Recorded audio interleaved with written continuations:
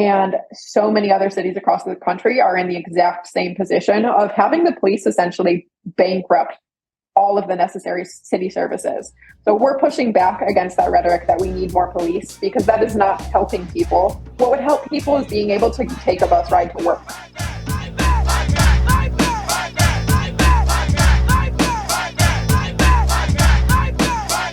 Welcome to Fight Back Radio, production of fightbacknews.org, taking you to the heart of the people's struggle. I'm your host, Richard Berg.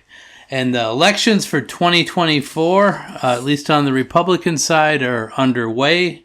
We got the Looney Tunes have started to come out of the woodwork. We had the first Republican debate in Milwaukee, Wisconsin. And believe it or not, I don't even I don't know if people saw it or not, but it's there was nothing there for our side. If you're trying to stand up for working class people, for unions, for women, for oppressed peoples, anything like that, you have Donald Trump was not there, the big bully, but whatever. Chris Christie was trying to stand up to him. Ramaswamy was a young tech guy with no experience trying to say, I'm more crazy than Trump, but I got a nice smile. Nikki Haley was trying to say, I'm acting like I'm not crazy, but I really am. I don't know. Mike Pence trying to be I don't know. What a show.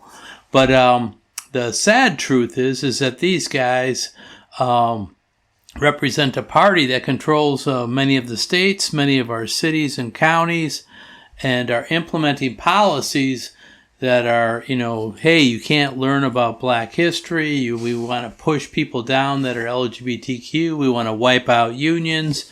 Climate change doesn't exist. I mean, you can go on and on and on. LGBTQ should be ashamed of themselves. Whatever, these guys are nuts.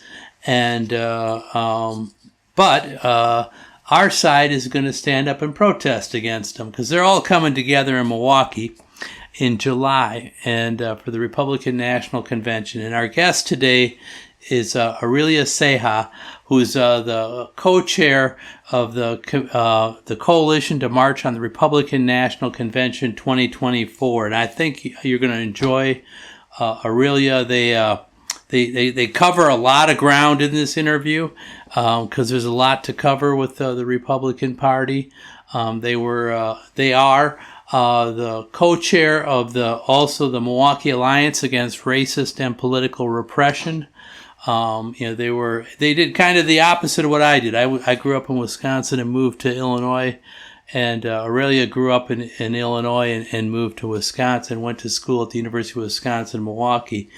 They were active in immigrant rights, and since then has been involved with the Milwaukee Alliance, where they fought for transparency from the police and accountability, and a movement that's going on nationwide.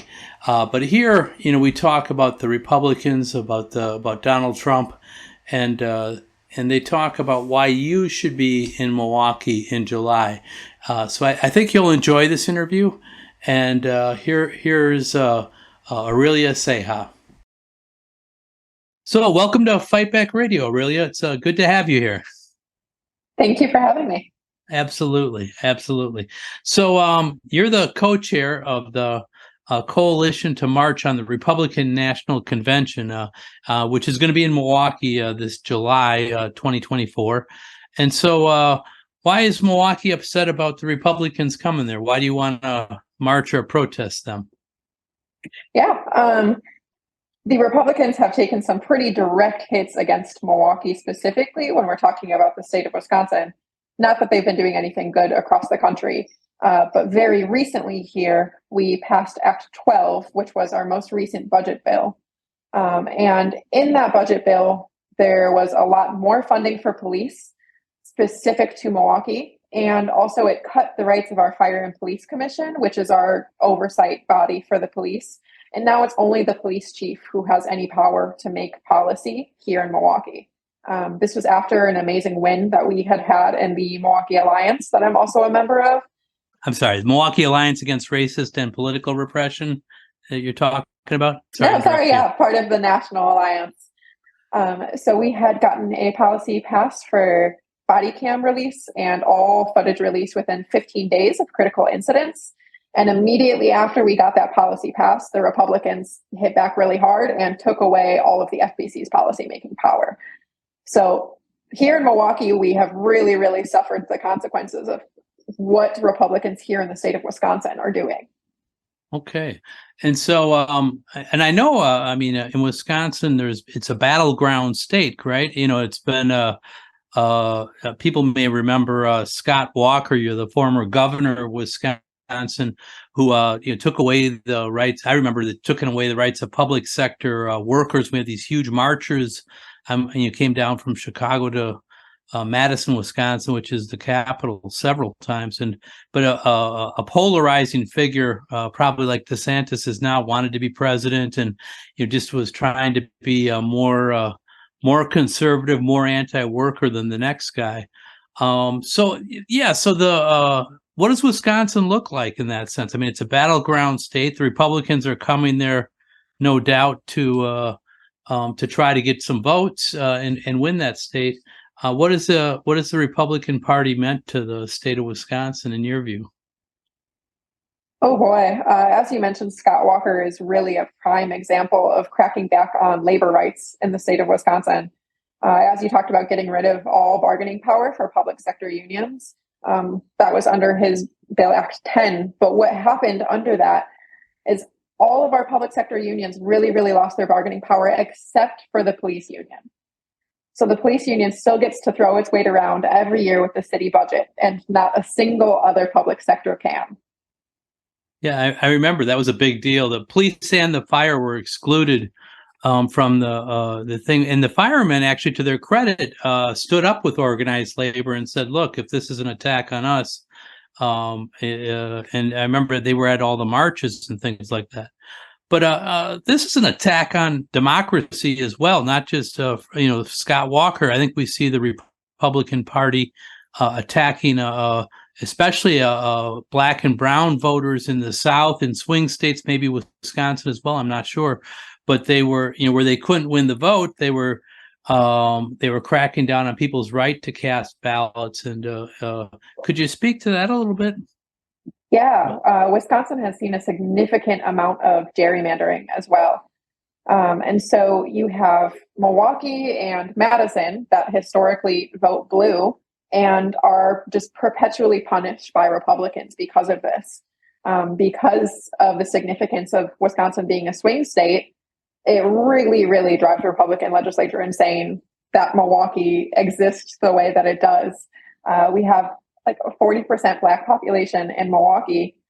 And when it comes to the way that we do voting here, you see that polling places aren't nearly as spread out as they should be to be actually accessible to people, especially in the North Side, where a majority of Black folks in Milwaukee live. So between just like the inaccessibility of voting and the gerrymandering that has taken place to completely segregate things, it really has taken a toll. So, and then gerrymandering is when they draw the districts so that if you have, maybe 25% of a state is Black, they'll only get 5% representatives or something like that. And in fact, we see it in the United States Senate and the Congress all the time. The number of people of color in those bodies is far smaller to their representation in the general population as well. Oh, definitely. So, it's not by any means just Milwaukee that suffers this issue. Yes. So there was the Republicans came to Milwaukee recently for their debate, and so there was your coalition, the Coalition to March on the Republican National Convention, you guys kicked into gear and protested the Republican debate as well. Could you tell us a little bit about that? Yeah. Ahead of the debate, spokespeople of the debate came and said that they viewed it as a test run for next year in Milwaukee. So we treated it with the exact same enthusiasm.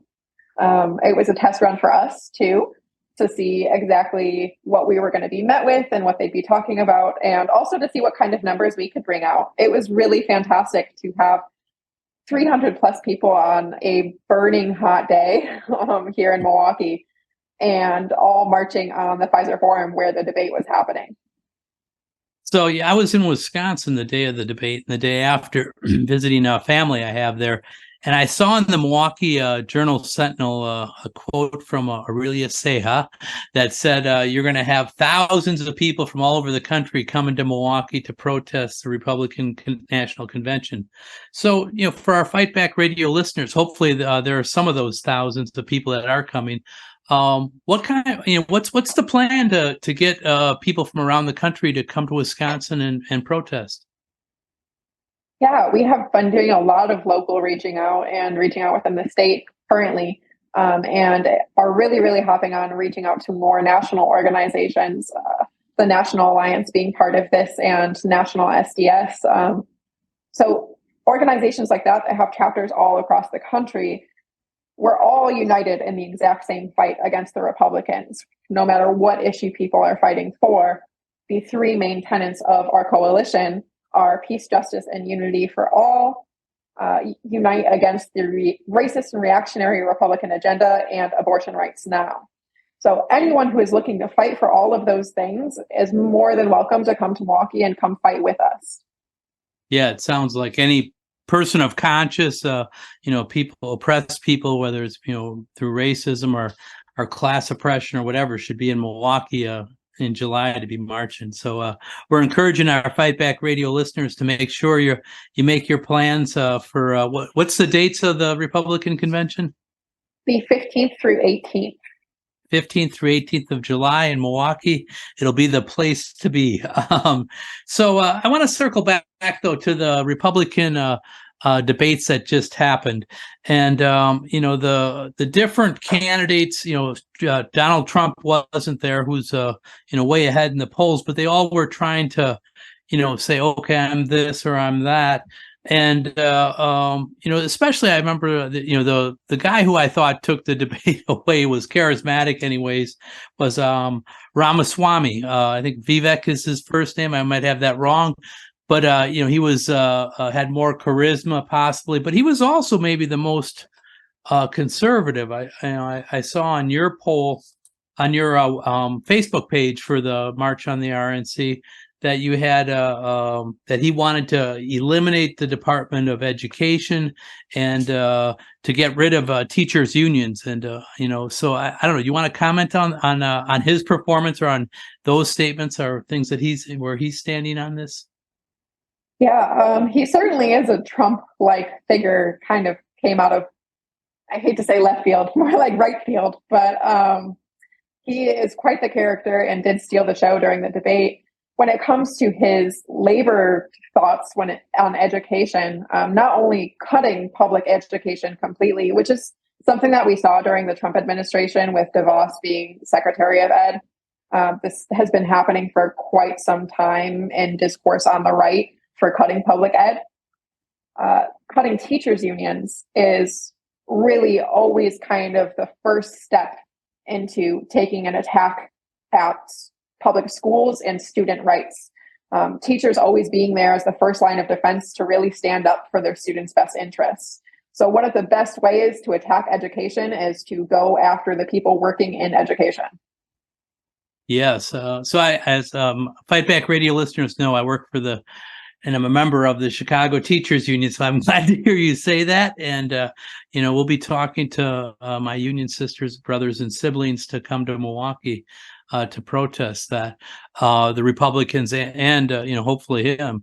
But there was across. I mean, it wasn't just him. It's like all of them were kept saying over and over again things. I mean, for example, the issue of the police, which I know is you're active, as you mentioned, in the Milwaukee Alliance against racist and political repression. But they said, hey, we need to put not more money into education, not more money into workers' rights, but or healthcare, but into the police. And how does what are your thoughts on that? How do we deal with that kind of rhetoric? It has been happening here in Milwaukee, astoundingly. Like I mentioned, with our most recent round of budgeting, that was a pretty direct attack on our city, and forcing our hand to give the police more budgeting. Currently here, The police take up 50% of the city's budget, which is astronomical. But this is not just a Milwaukee issue. This is Republicans from across the country who are all fighting for further police funding. When we're losing public funding for things like buses here in our city, we don't have public transportation. We are looking at closing just about every public library in the city except for one.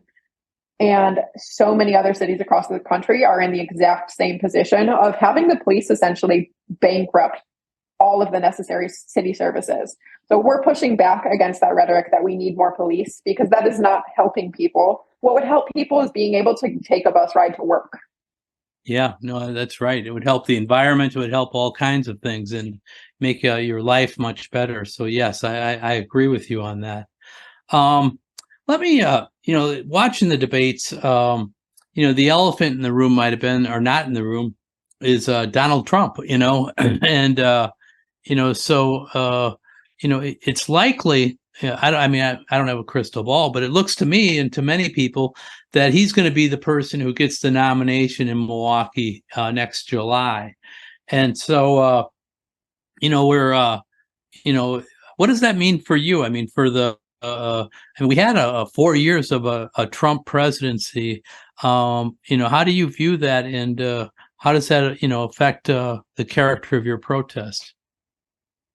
Yeah, unfortunately, it's looking like that will be the case, given especially the crowd at the debate. Whenever any other candidate, especially Chris Christie, with how much he hates Donald Trump, spoke poorly of Trump, was met with a lot of boos from Republicans in Wisconsin. So definitely huge Trump supporters here on the Republican side. It will unfortunately be a lot more of what we saw previously. One of the huge things is Wisconsin was actually pushed back more than a century with the abortion ban into a law that went into effect in the 1800s that makes abortion illegal here. And that's something that people are actively fighting against. But if we have someone like Donald Trump as president and we keep on electing Republicans within this state, that's not going to change here. And it's going to get much worse across the country. Yeah, no, that's true. Let's drill down a little bit on the abortion issue. I noticed of the three slogans you have, two of them are very broad, but the access to abortion is a little more specific. And the debate again, it seems like the Republicans were tripping over themselves about who's more anti-woman, anti-choice, whatever. Of course, Trump appointed the Supreme Court, justices that overturned the Roe versus Wade decision. Can you talk a little bit about abortion and abortion rights, and what kind of program you think we should have going forward to fight for the rights of women and others that needs abortions? Yeah. So with the Roe v. Wade overturn, I mean, it affected the whole entire country, but affected every state in a completely different way, given that everyone was left to their own devices. Like I said, here in Wisconsin, that put us back more than a century in terms of law. And there hasn't been any huge effort that has come from Madison, our capital, to overturn that or to create some sort of abortion law that would legalize it and allow people to receive that medical service. So when we're talking about abortion on a nationwide scale, though, it can't be divorced from one, like a greater attack against women and LGBT folks, and two, an attack on the healthcare system, and all of these things happening at the same time.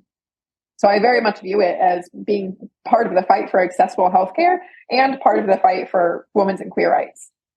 Yeah, no, I think that's right. And looking at the Trump presidency, it was terrible on both of those counts. I think I was actually very surprised that Donald Trump was elected president, not because he's a right-wing Republican nut job, which he is, but more so because it was after this the thing that was Planet Hollywood or whatever, when he made those just outrageous statements about women and his this promotion of rape culture and etc. I couldn't believe that the Christian right and others would go all out for it, but they did, and and his presidency was he supported this guy who was a pedophile in Alabama when he ran for the Senate, and it was just one after the other with around women's rights, and and women did stand up and protest. I remember after he was elected, the huge women's marches that happened, and so I think my hat's off to you. I think it's important that we galvanize that, and hopefully this will be a play. I'll let you speak to it here, but it'll have a place in the march on against the Republicans when it comes July. That women will be there in numbers. I definitely hope so, and we'll be fighting for that. I think one of the really unique things that we've seen with this election cycle has been a lot of women on the right really picking up a pro-woman's rhetoric, but specifically attacking trans women and the rights of trans women. And you can't be pro-woman without including trans women in that fight. So what is happening is all of these women on the right, Nikki Haley being involved in this, who's also a candidate and incredibly transphobic and outspoken about being such. She also champions herself as a women's rights advocate, while aligning herself with men like Donald Trump. You can't be a women's rights advocate if you're not advocating for all women and if you're aligning yourself with people who are violent misogynists. Well, let's talk about that a second. So not just trans, but the whole LGBTQ under the Republicans, whether it be in Wisconsin or nationally under Trump. This has been a cornerstone of the party, I think.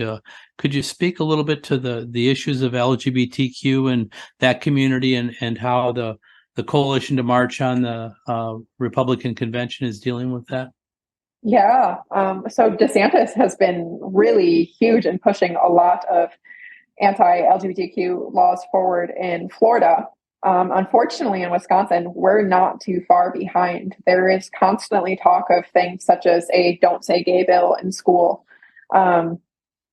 In Florida, there was all sorts of bills that specifically were attacking schools and the rights of what they're allowed to educate on, what teachers are allowed to share about their personal lives, and even just not being able to say the word gay in a school classroom.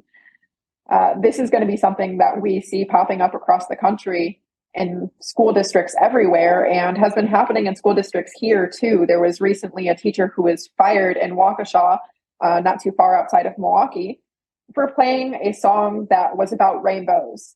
Wasn't even specifically about LGBT rights or anything else. It just is a song about rainbows that she thought was really nice, and she got fired for playing it in her classroom. Oh my gosh. And of course, we're also seeing book bannings in the schools.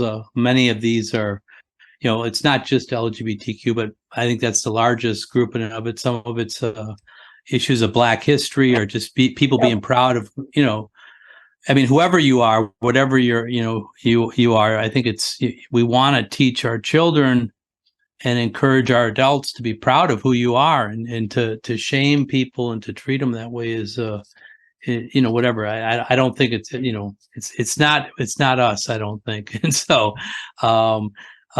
but a lot of this is, our defensive kinds of things, I think. It seems to me we need to try to figure out how to go on the offensive about some of these issues as well. I don't know. I mean, I see this maybe with the issue that you're most involved in, with police accountability. Like here in Chicago, I know we've been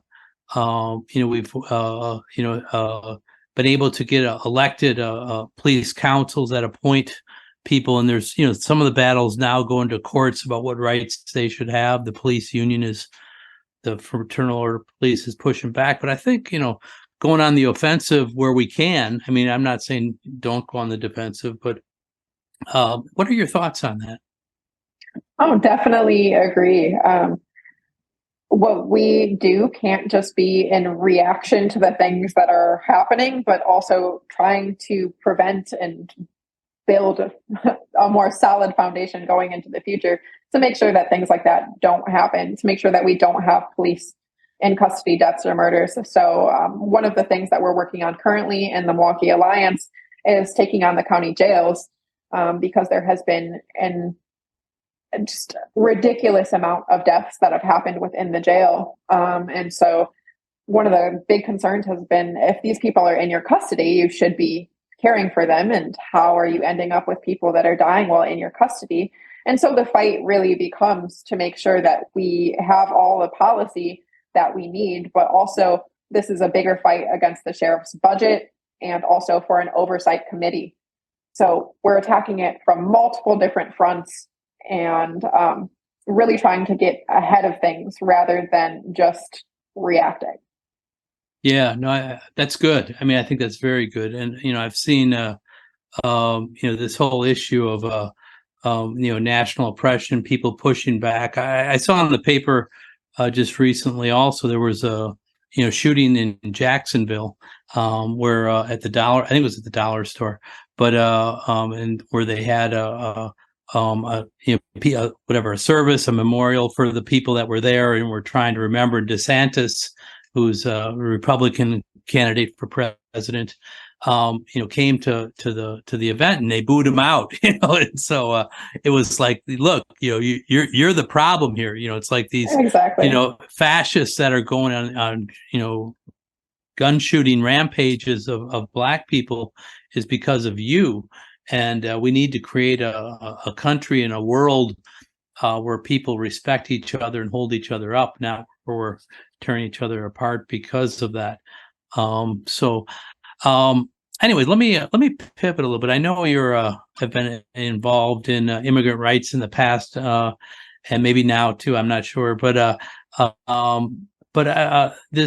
other issue that came up at the debates and has been an issue is this issue of building the wall and criminalizing and treating immigrants in a way that's criminal just for them wanting to come here and work. Can you talk a little bit about the immigrant rights movement and some of the demands that they might have and why they should bring them to this march on the RNC? Yeah, I did get my start in immigrant rights organizing years ago, and it will always be an area that I really, really enjoy working in. And the ties between immigrant rights work and police crimes organizing, they go hand in hand when we're talking about things like the Department of Defense spending and police spending and Homeland Security spending. All of those are very tied together. So police crimes, immigration, very connected. When it comes to immigration reform, I mean, one of the big calls coming from pro-immigration movements has been legalization for all and allowing everyone to have some sort of legal pathway to come here for whatever reason it may be, whether it's to work, to support family, to be with their family here. Everyone deserves to have a legal and viable pathway to do so. The Republicans have made it very, very clear that all of them are taking a pretty hard stance against that. DeSantis going as far to say that he thinks everyone who crosses the border should just be dead. So they have made it a key issue for them to just dehumanize anyone seeking to come to the U.S. Wow. And so, I think we've seen some of that, in Chicago, they've just bussed people up here with no warning or whatever and just dropped them off to fend for themselves. And, we have a new mayor who's a little bit better, Brandon Johnson, who's been trying to deal with some of this. But it's even before he was mayor, the previous mayor, it's difficult to deal with those situations and to criminalize people just because they're coming here for whatever reason. It's people wanting to work for a living to support their families should not be a crime. So yes, but I wanted to ask you also though about the march itself. So there's can you talk a little bit about what your vision of the march is, and issues of security? You got some nut jobs on the other side. And so if I'm coming, to the march? Do I need to be all, geared up and ready for a fight, or is this, physically, or is this something I should bring my children to, or what are you envisioning on the day of the march on the RNC, and yeah, I mean, if you just speak to that maybe. Yeah, we are definitely going for bring the kids along. We would love to see them there. And our march just last week for the debates, Tracy, who came and spoke for the Milwaukee Area Labor Council, came and brought her very young son up on to talk with her as she spoke for the Labor Council. And there's plenty of strollers in the crowd, and we absolutely love to see that. We aim to keep this family friendly because this is truly a fight that everyone can partake in. When we're fighting against the Republican agenda, we're also fighting for kids who have very much been weaponized by the right with all of this rhetoric around being anti-trans kids and attacking schools. So we're looking to get as many families involved as possible, and we'll make sure that we have the security to keep things as safe as they can be for everyone. And we invite all families to come. All right. And so, and then I want to say, I think we're going to be seeing Donald Trump nominated, but you just protested the debate. Was there any what struck you about the debate without Trump of the candidates that were there? Was there anything that jumped out at you that you want that shocked you maybe about what they were saying, or how they were handling themselves as representatives of national leaders of the Republican Party? Unfortunately, not that surprising, even though disappointing, to put it very lightly. Ramaswamy really was a surprise kind of candidate who has really done pretty well so far for someone who hasn't been involved in politics before. Actually came from biotech, and that's a more and more common thing that we're seeing is people who are coming from these huge tech industries and deciding that suddenly they are going to hop into politics. Chris Christie was as unpopular as ever with Republicans there. He keeps on trying to portray himself as being kind of a moderate Republican candidate, and is just failing miserably in the Republican vote to do so. DeSantis, everyone has already talked about the fact that he really lacks all of the charisma that Trump and Ramaswamy might have. He's not a great public speaker, very dry, very boring, also very anti-immigrant and anti-gay. And that's not surprising. We've seen that from him already with everything that he's done in Florida. Yeah, no, that's true.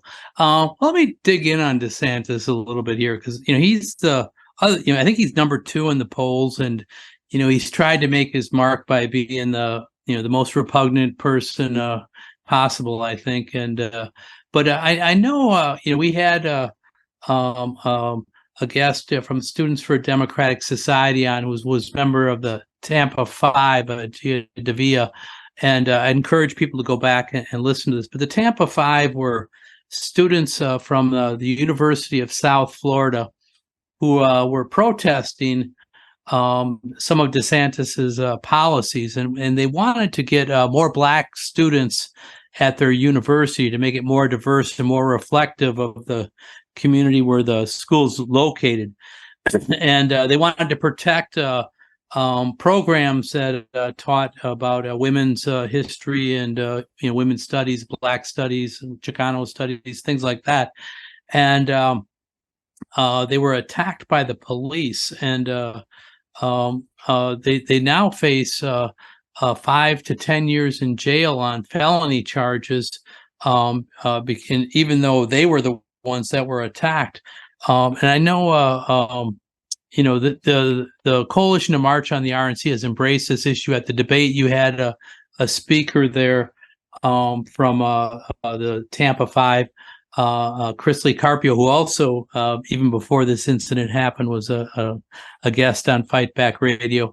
And so this is something that's dear to Fight Back Radio's heart. But could you talk a little bit about the Tampa 5 and DeSantis, and what this means for the things that they're fighting for as well?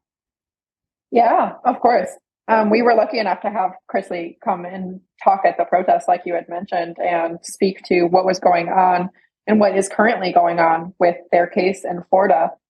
Um, really, so the bigger context is that DeSantis has been at the forefront of a lot of these bills attacking public education and cutting diversity spending and getting rid of ethnic studies programs. And this is something that we're not just seeing in Florida, but we're seeing nationally with taking race and ethnicity out of affirmative action. So this is something that's happening across the country, but Florida has really kind of become the blueprint for all of the most terrible things that could happen, unfortunately. So as they're fighting back against all of this policy and fighting for more Black enrollment in their schools and for proper education, they get arrested and beaten by police. And like you said, are now facing 5 to 10 year felony charges. It has been a very, very clear message from the Republicans that if you fight back against what we're saying, you're going to be met with political repression when it comes to all of these trumped up charges. 5 to 10 year felony charges, absolutely insane for a peaceful protest. And it shows that the Republicans are most definitely scared right now, and they're going to crack down in any way that they can. Yeah, I mean, you're right. Banning books, preventing the right to vote for Black people, not wanting to teach critical race theory, which I think is really Black history, and that's what they mean by it. Anyways, it's a more complicated thing otherwise. But yeah, across the board. We haven't talked about, and this is we're covering a lot of ground here because it's all of politics. We're criticizing an entire political party, but they have so much to be criticized for. But we haven't talked about the environment yet. And do you want to talk a little bit about the Republican platform, or what the Republican candidates and Trump have done and said about the environment, and if there's a place for that in your march as well? Oh, most definitely is a place for that. The Republicans have made it pretty clear that there's not really a place to talk about environmentalism within their own agenda. During the debate, it was really only Nikki Haley who had even mentioned any sort of concern over it, although she has terrible views and absolutely everything else. But it has become pretty clear that it's not of high priority or concern in the slightest for Republicans. Trump made this very clear during his term as president, with giving a lot of money back to oil and fracking to continue on with fossil fuel usage instead of really turning towards greener options, and completely gutting the EPA during his time as president. So if he is to become president again, I'm sure that we're going to see the same and even worse if he were to serve another term. Yeah, no, absolutely. And we're seeing it now, I think, with the wildfires in the western part of the United States and Canada. And it's I don't know. I mean, I think, there was a denial of global warming for a long time, but I think they're past that. It's like cigarettes don't cause cancer kind of thing, they used to say. Yeah, just to say also, to circle back to Trump. I mean, geez, he's on trial right now, in four different counts, I think it is, and he maybe going to jail. Some people say he's running for president so he can pardon himself. And how do you think all this, the January? Can you talk about January 6th a little bit, and the whole, the attempted coup, and how that, I guess that's what it was, and how that affects this election, and your view of how it affects politics as we head towards the Republican convention? Yeah, it really represents a huge attack on democracy, once again, with Trump really fighting what the vote turned out to be, and all of his supporters coming to his aid, and violently so. What also happened, though, with January 6th, we saw it talked about during the debate, then the Pence split, because Mike Pence really, really wanted to distance himself from that. And there's multiple other Republicans who have really tried to distance themselves from it. So it's caused a huge divide within the Republican Party itself.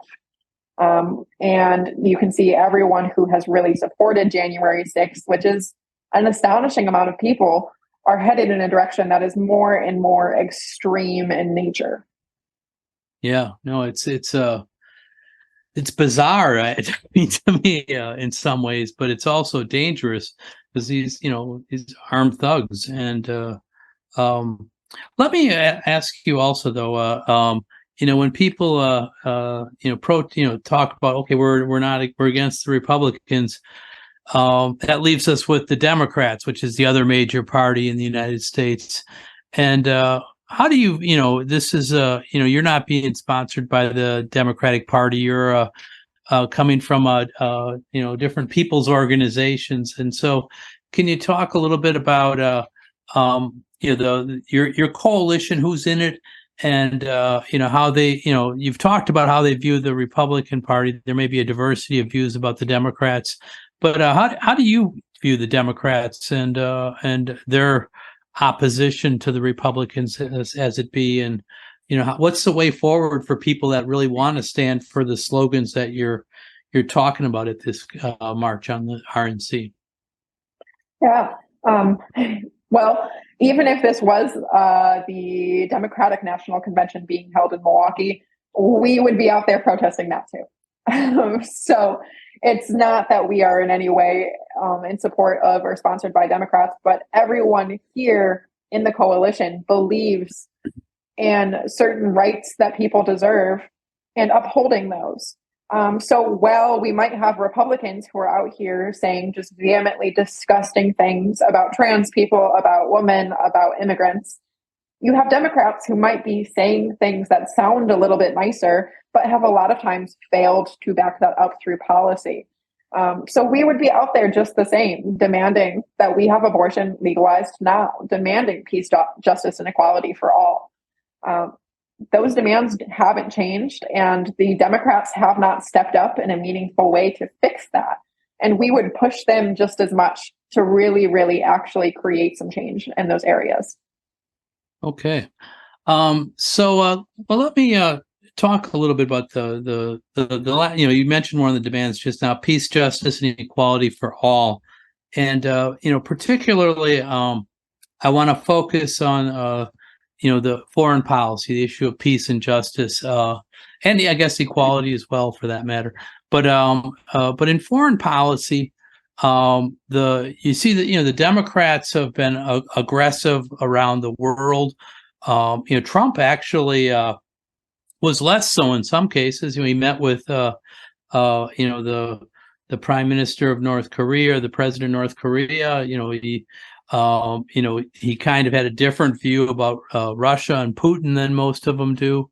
And so how do you and there is differences within the Republican Party. That's probably the one place where you really do see differences is on foreign policy issues. So how do you look at that, and what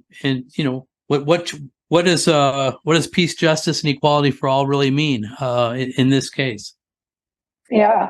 So when we're talking about peace, justice, and equality for all, I mean, it is not just all of us here in the United States. It is everyone. So we are looking for peace and justice for those who are in Palestine. We are looking for peace and justice as in stopping war in Ukraine. We're looking for peace and justice as in pulling U.S. military intervention out of the countries that is currently happening. The Republicans have really made this a contentious issue with having a wide variety of different beliefs, from some being a little bit more isolationist in nature to some being very aggressive. Notably, DeSantis was in charge of Guantanamo and the torture that happened in Guantanamo Bay for years, and still stands by everything that he did there. Nikki Haley served as the UN advisor under the Trump administration and really, really revved up a lot of the rhetoric against China and is platforming on that currently. So while there is a wide variety of views throughout the party on what should be happening, there's a lot of incredibly aggressive ones against other countries. And we're looking for peace all around, not to be interfering in other countries and not to be starting more wars. we have plenty of organizations who are also part of the coalition to also speak on those things. That's good. So let me ask you this. I mean, it seems, I can see you're very passionate about your views and your politics, and I admire you for that. But you don't just, wake up, one morning and say, okay, I'm going to be the co-chair of the Milwaukee Alliance or the co-chair of the thing to march on the RNC. How was it? What was it with you that got you involved in politics in the first place? What motivated you to become so passionate about your views and to try to organize others around policies that for change and for justice? Yeah, definitely. Since I was young, I have just been passionate about making sure that other people have their needs met and are treated fairly. With equality and justice. And so when I went into college, I got my start in immigrant rights organizing and trying to organize a sanctuary campus at UWM. Did some immigrant rights organizing for some years up until 2020 when the nationwide BLM protests started happening, and I got involved in the founding of the Milwaukee Alliance. I currently serve as co-chair for the Alliance and have found myself also as co-chair for the Coalition to March on the RNC. But it was this lifelong view that everyone should be treated with equality. And while we can say everyone should be treated equally, you then have to ask yourself, what does that look like? And what am I doing to make it happen? No, that's good. That's good. And we need more like you for sure. Our interview is starting to wind down here, unfortunately. I want to encourage people that if you're active with a civil rights group or a church group or in a labor union, that you talk to or whatever, immigrant rights. We've covered a lot of ground here, and if we didn't cover the ground that's important to you, talk to the people that are with you wherever you are, and talk to them about coming to Milwaukee in July 2024 to protest the Republican National Convention. Is there anything that we haven't brought up here, or I want to give you a chance if there's something I forgot that you want to plug, or an issue that we didn't talk about that you want to raise here? Feel free. Now is the time, Aurelia. No, like you said, we touched on so many different things, given that this is a very broad coalition. So I would love to see if you felt like I didn't touch upon something that you're really passionate about and you would love to be there. I would love to see you there. So you can reach out to us on Facebook or Instagram, March on the RNC, or our email is staff@marchonrnc2024.org. Please feel free to send us an email on how you can get involved. We would love to see anyone who can unite on our three main things. And like I said, get up and get active. So, and the three things are, let's see if I got this right: fight the reactionary Republican agenda, defend reproductive rights, and demand peace, justice, and equality for all. Is that correct? Yes, indeed. Okay, so Fight Back Radio listeners, those are your issues too. I know it. And so we'll see you in Milwaukee in July. And thank you, Aurelia Ceja, for telling us about this and for leading this important march. So thank you so much for being our guest. Thank you. See everyone in July. So Aurelia Ceja. So I hope you enjoyed that. We covered a lot of ground, as I said, and this is an important march. So we'll put in the show notes how how you can get a hold of Aurelia and the people at Coalition to March on the Republican National Convention 2024. Just to say again, though, their email is staff@marchonrnc2024.org. Again, we'll put that in the show notes. But we need people to show up. It's I'm a member of the trade union movement. I work for the Chicago Teachers Union. I'm a member there, and I've been in the labor movement my whole life. And so I'm calling on working people, union members. Many of you have been listening to us because of the Teamster shows we've been doing recently on the UPS battle. But come to this march on the RNC. We need to have large numbers of people there to show the Republicans and the Democrats and all the politicians and all the powers that be that we're standing together, organized labor, black people, brown people, LGBTQ, women. We want decent health care. We want all the things that the coalition is calling for. These demands fight the reactionary Republican agenda, defend reproductive rights, and demand peace, justice, and equality for all.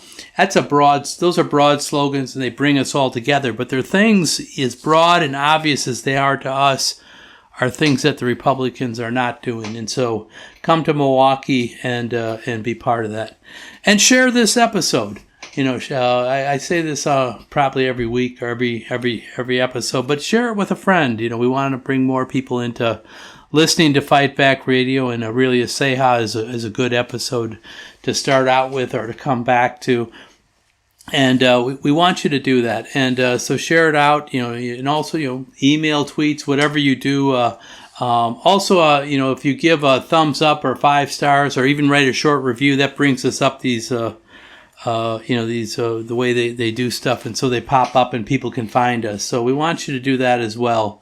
And then I want to give a special thanks, as always, to our production team who really make all this happen. Shane Tremley, Vince Olson, Natalie Pranis, and Don McColgan. And I'm Richard Berg saying for the entire Fight Back Radio team, until next time, all power to the people.